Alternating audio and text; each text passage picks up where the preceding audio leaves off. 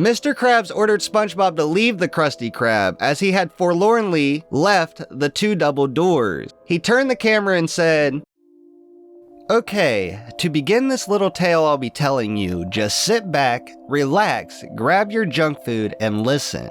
Because this is gonna be rather an interesting one, to put it that way. My name is Alex. I'm going to start off with a certain topic. A topic known as a familiar face we all know and love. It is the 1999 to 2019 long-running animated series named SpongeBob SquarePants. I know, I get that Steven Hillenburg, the creator of SpongeBob SquarePants, had recently died last year. I was very unlucky the other day because of the fact that my eyes and mind ingested what appeared to be an unreleased episode of SpongeBob SquarePants. So allow me to tell you about it. I've been driving to work and back to the house to pay my bills, to do my chores, and cook my own food. I sat on the sofa thinking about all of the pain about being an adult. But then, something sparkled into my brain. A piece of information that I should just enjoy watching a little cartoon. I've always loved cartoons, especially as a kid. My favorite animated series out of all of them I've watched was SpongeBob SquarePants. With a gentle smile on my face and a few tears of joy streaming down my cheeks, I would turn my television on and look for a channel full of cartoons and nothing else. Only cartoons and always cartoons. I welcomed my childhood back to my mind and never wanted to let go of it. Inside, deep down inside myself, I hugged my childhood. I had an amazing childhood. I played lots of sports with my dad, laughing and playing with my friends with our skateboards, and to my happiness, cartoons. When SpongeBob SquarePants wasn't released just yet, it was until 1999 when I just discovered the cartoon itself. When it was on, I instantly fell in love with it, and my love for this cartoon had never even bothered to die off. Back to the present, I couldn't find any interesting cartoons to watch.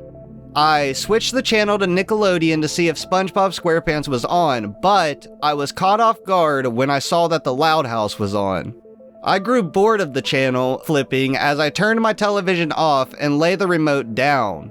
I sat on the couch for what felt like minutes, hours, or even an eternity. I checked my watch and saw it was 3:06 p.m. I instantly had an idea. I looked outside and saw a little parking lot with a yard sale full of boxes, toys, and such. I stepped outside and meandered over to the yard sale with a very kind young lady running it. I greeted the woman and took my pick. There I saw was a DVD cartridge with SpongeBob box art, claiming it has lots of full episodes. Seeming like it was good enough to purchase, I took out my wallet and gave the lady a decent amount of money. I took my change and returned to my shelter. As soon as I turned on my television, things went outlandish and unusual. The selection screen was an underwater view. The background was in black and white with a few bubbles that read the following: episode selection, meet the staff, and extras. I selected the first option and the television took me to an image of SpongeBob's face, with episodes like Rock Bottom, Karate Choppers, Naughty Nautical Neighbors, Employee of the Month, I Was a Teenage Gary, SB 129, and Squid's Visit. Then I saw an episode title with no image called Retired. This left a confusion bubble in my mind, for that I had the opportunity to start it up. Once I did, the first thing I knew was just a black screen. Then it cut to a view of Bikini Bottom. No intro. This was really weird, so I watched it. The camera faded into bubble to SpongeBob's house. There wasn't any music and it showed the interior of the pineapple house. The living room, the kitchen, and the bathroom were the first things I seen before I even saw SpongeBob. They were dirty, dusty, and ruined. Then it showed SpongeBob's room. And the first character seen was SpongeBob. He woke up from bed with crusty eyes filled with eye boogers. He rubbed them off and put his clothes on, ready for work. He ran outside saying his famous phrase, "I'm ready," in a loop until he arrived at the Krusty Krab. Once he got there, he greeted Squidward, his grumpy, ill-tempered neighbor, at the cash register as usual. SpongeBob served up as many orders as possible, just laughing with pleasure to see as much happy customers as possible. Suddenly, when the camera zoomed out when SpongeBob exits the kitchen, he saw that the customers were gone. His happy expression wasn't as happy when he saw what went wrong. Mr. Krabs, SpongeBob's boss, would start chewing him out obnoxiously. Squidward joined Mr. Krabs as he chewed him out as well, making SpongeBob more and more sad. Mr. Krabs ordered SpongeBob to leave the Krusty Krab as he had forlornly left the 2 double doors. He turned the camera and said, "Don't you just hate it when this happens to you?" This in particular was relatable, but luckily I still have my sweet, awesome job. The episode continued on with SpongeBob going into town, and for some reason, everyone started to act very friendly towards him. This cheered him up a smidge. Feeling pleased, he became social with the people of the town. As I thought the episode couldn't get any better, boy, was I ever wrong. The people of Bikini Bottom started to fade away slowly. SpongeBob would cautiously look around to see what's happening. Once they disappeared, SpongeBob fell to his knees and started crying softly. Still no music, only what sounded like a church bell striking 12 o'clock. He lay flat on the ground, crying in emotional agony. This went on for what felt like several minutes, listening to that heartbreaking sob of SpongeBob's. The usual bubbles that transitioned through one scene to another would make me glue my eyes to a different scene. This time, the scene contained a very lonely SpongeBob walking all the way back to where his house is. SpongeBob walked up to Patrick's rock and he would knock on the rock. Nothing happened, so he squeezes himself under the rock as an attempt to find Patrick. Either he could be sitting on his sand couch watching television or just doing whatever Patrick does. However, what I was expecting wasn't what I wanted to see. When SpongeBob found Patrick, he was nothing but a rotting pile of bones and dry dead flesh. SpongeBob's tear glands releases more tears due to the death of his friend. He leaves the rock and goes to see Squidward. He calls out to Squidward with a depressed tone, mumbling, Squidward? SpongeBob stepped front inside of the interior of the tiki house. Squidward was there with the cynical expression of his face. He emotionlessly asked SpongeBob what he wanted from him. Then the camera cuts to SpongeBob, who informs Squidward that nobody else was there to be around him. Squidward would facepalm and he would just tell SpongeBob to leave his house and go see Gary if he was wanting to play. SpongeBob followed the order, and this is when things got real weird as SpongeBob stepped foot into his home. He checked around for Gary only to find a shell. He looked inside.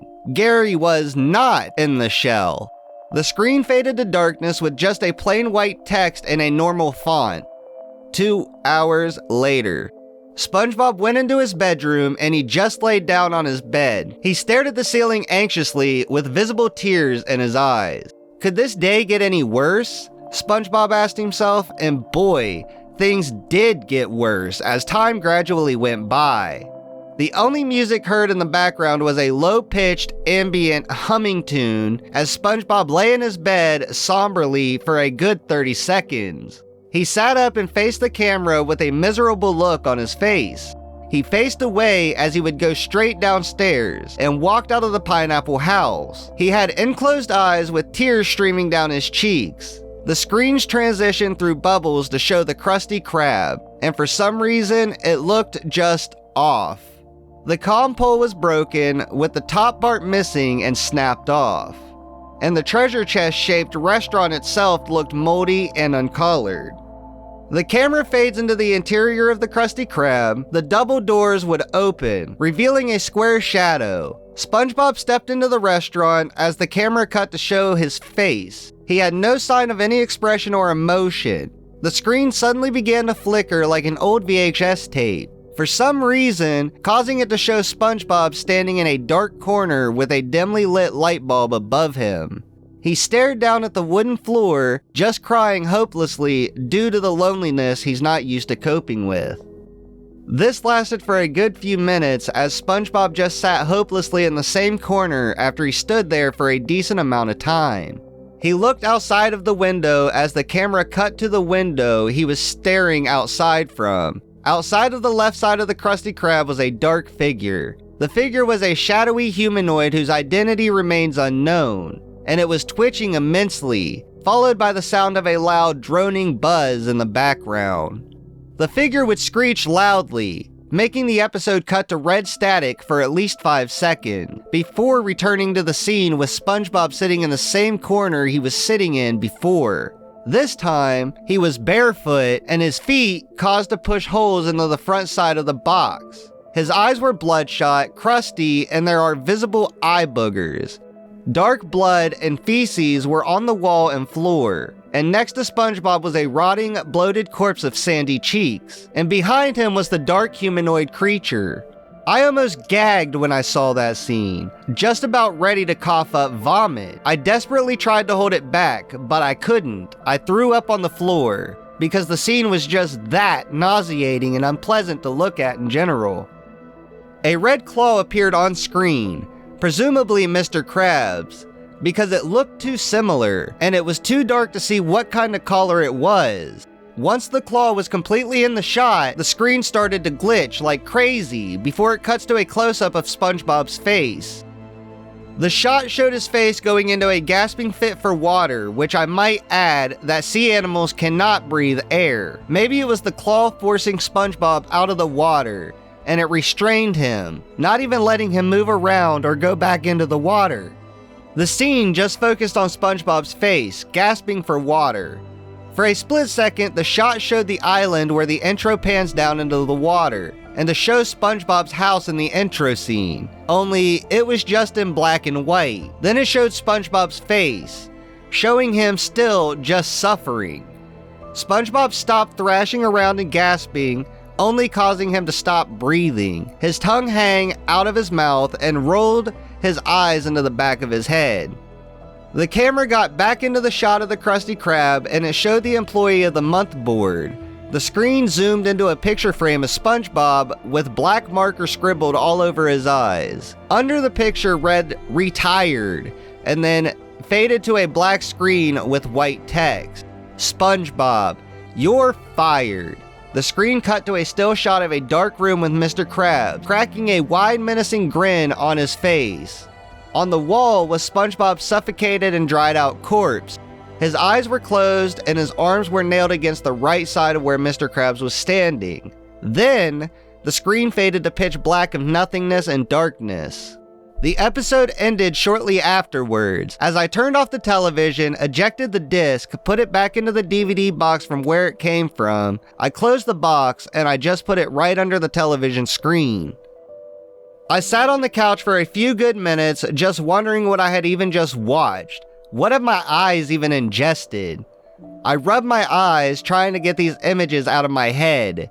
They were just that traumatizing. That's all I know, and I can't tell you anything else. Who knows what would happen to the DVD box? I'll have to keep it hidden at all costs. And no, I can't show you any screenshots because I don't even have a camera. Goodbye, this is Alex signing out. I have to go to work, and thank you for your time.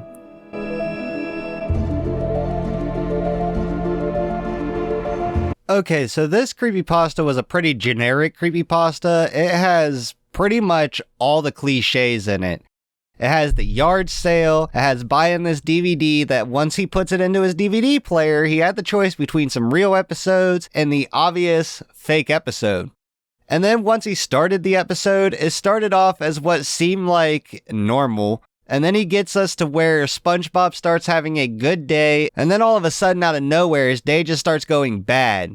And then he goes into town and he starts being sociable with people, and he's having a good day, and then all of a sudden, he has a bad day again, because all the characters just disappear with no explanation as to how. So the author says that SpongeBob goes to Patrick's house, and when he does, he finds out that Patrick is dead, and instead of even trying to figure out what happened or why Patrick was dead, he just cried, got sad, and then when he got over it, he went to Squidward's? It makes no sense. Squidward tells him to go play with Gary, and when he goes home, he finds out Gary is not in his shell. He looks for him for a while, but then gives up and goes to bed. Why would SpongeBob just give up on looking for Gary after he just found out his other best friend is dead? Especially after he found out his best friend is dead. Besides that, he loves Gary. He would go look for Gary. There's episodes where he lost Gary and he went and looked for Gary. After all this, the author says that he goes and lays in his bed and later decides to go to the Krusty Krab just seemingly out of nowhere, which is now mysteriously destroyed when he shows up. But he decides to go inside anyways, not questioning anything, not seeing what's going on. Then comes the creature that is killing everyone. It screeches at SpongeBob, and then its claws come out and take him to the outside, somehow making him choke without having water until he inevitably dies. Once SpongeBob dies, it is disclosed that Mr. Krabs is the killer. So here's my problems with the story, people. Okay. There's too many cliches. There's just too many cliches. Patrick's a pile of bones and flesh. Sandy's a pile of bones and flesh. I don't get why people think that bones and flesh is just like, it's overused, okay? It's oversaturated. Y'all gotta come up with something else here. Issue number 2 I have with this story. There is definitely not enough detail. Okay, it doesn't explain why SpongeBob goes from having a good day to a bad day to a good day very well. It doesn't explain why Mr. Krabs would want to kill everybody, except for Squidward. It doesn't explain how Mr. Krabs would possibly kill Patrick and Gary before SpongeBob got home when Mr. Krabs sent him home from the Krusty Krab. So that means that Mr. Krabs is at the Krusty Krab. He did not get to SpongeBob's house before SpongeBob did. There's no way. There's just no way. There's just no way. There's just not enough detail, man. You gotta add more detail, okay? Next problem I have. Why would Mr. Krabs want to wipe out a whole town that gives him the thing he wants the most? You know, money. He wouldn't wipe out a whole town that gives him money. Then he'd just have to restart from the beginning somewhere else. I don't think he would want to do that. Okay, so the author had very bad grammar. There is some mistakes I had to go through here myself and fix. Post-editing, basically. Not really post-editing, but I had to retake a couple lines because this guy just doesn't have very good grammar. My best advice to him would be to work on his grammar, maybe go through this, edit his page a little bit, maybe fix this grammar up. If he has any questions, I mean, he could hit me up on Twitter or something and I'd help him out. So this is a pretty decent story. It's just got a lot of major problems and it leaves a lot of loose ends. So it's definitely not one of the best. It's probably this kid's like first or second or third creepypasta, so he hasn't gotten it down to a art yet. As of right now, this creepypasta to me is a 6 out of 10. It was alright, but I could have read something better. I hope you guys have enjoyed. If you guys have, be sure to hit that subscribe button down below. Go follow me on Twitter. I love being on Twitter. I'm always on Twitter. I'm always shit posting. I'm usually talking shit on Twitter. Go follow me on Snapchat because who doesn't follow me on Snapchat anymore? If you don't follow me on Snapchat, you're lame. Follow me on Snapchat. Peace out.